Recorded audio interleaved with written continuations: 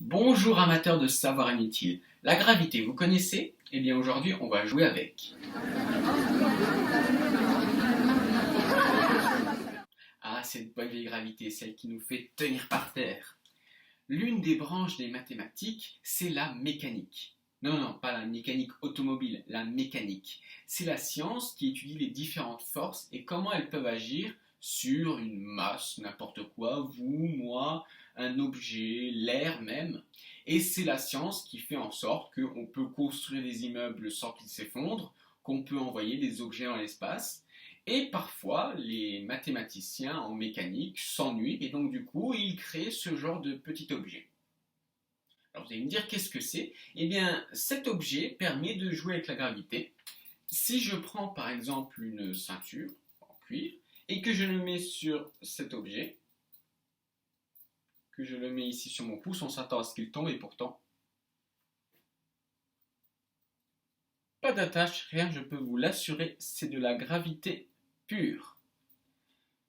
L'une des études de la mécanique, c'est le centre de gravité. Le centre de gravité d'un objet, c'est où est-ce qu'on doit le placer pour qu'il tienne en équilibre. Par exemple, pour le corps humain, le centre de gravité se situe environ vers le nombril.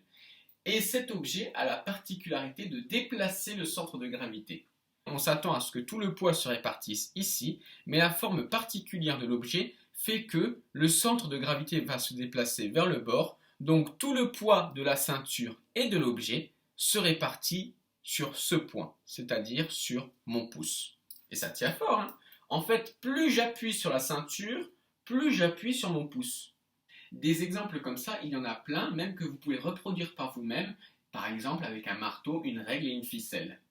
Et je vous ai également mis en lien le patron pour imprimer cette petite pièce. Donc il suffit de l'imprimer et ensuite de le découper autour de quelque chose d'assez dur et d'assez épais. Par exemple du bois ou du carton très épais, au moins 1 cm d'épaisseur.